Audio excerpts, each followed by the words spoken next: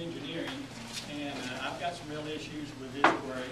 I understand the young lady, her concerns, which in engineering you weigh benefit and consequences. The consequences outweigh the benefits tremendously. And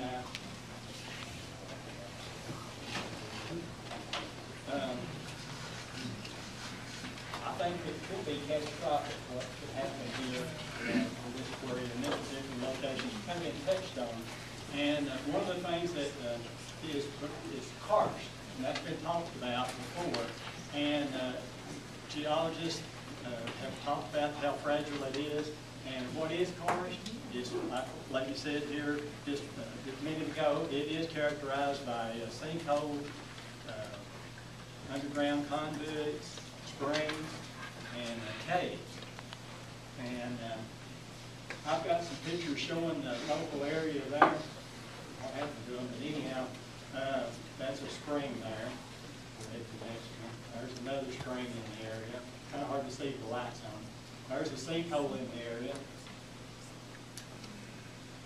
Okay, there's another sinkhole, another example. These are just examples. That's a cave. It's real hard to see with the lights on. Another cave. Another one. Another one. And then I have, this is just what I remember. There's many more. I didn't even try to get talk to everybody in the community. These are just the caves, sinkholes, and springs that I can remember. You see where the quarry site is, very, very close to these. So there's numerous evidence that this is a karst environment. And a lot of geologists have identified numerous consequences with putting a quarry in a karst environment.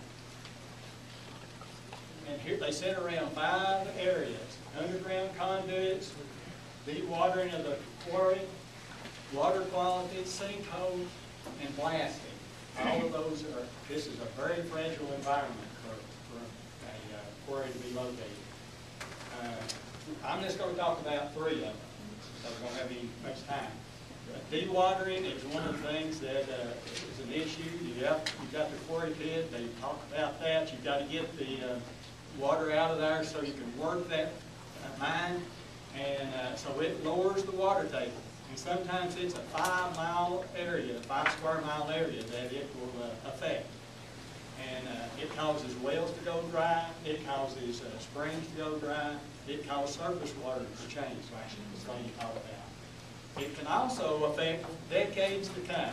What happens is the environment gets used to this water, I call it, being at a lower level. Development around the area is starts developing, you know, based on that lower water level. And then when the mine goes away, all that water comes back to its normal level, and they have flooding and water pollution issues and things like that. Now, does it have to be water to have situations with water quality? No, it can actually, a Minnesota study revealed that a quarry had a spring to come up. It was above the groundwater, but the spring come up in the quarry floor, and then it went back into where the spring was. So what it was doing was raising the temperature of the water and affecting the aquatic life, and it was also picking up pollutants that was in the quarry. You know, the diesel fuel droppings, oil droppings, things of that nature. But it is pollutants in the quarry floor. Sinkholes, these are how they are formed. You have the buoyant force of the water keeps the water, the ground at the level it should be. And then when you dewater or blasting, you lower that water table. That causes the cavity to form because there's nothing holding it up. And as water slowly infiltrates down through the ground, it causes a sinkhole. This is a direct route of pollutants into our groundwater system. And quarries are notorious for, and this is for causing sinkholes. In Pennsylvania, a group of quarries there, since 1999, they've had 90 additional sinkholes in that area because of that. And in another area, 22 rail cars derailed because of the sinkhole occurring. So this is not playthings. Department of Interior geologist, he made a good example of how fragile the karst environment is, and cascading environmental effects that can happen because of quarrying in a karst environment. Now this is normal. You've got the bedrock.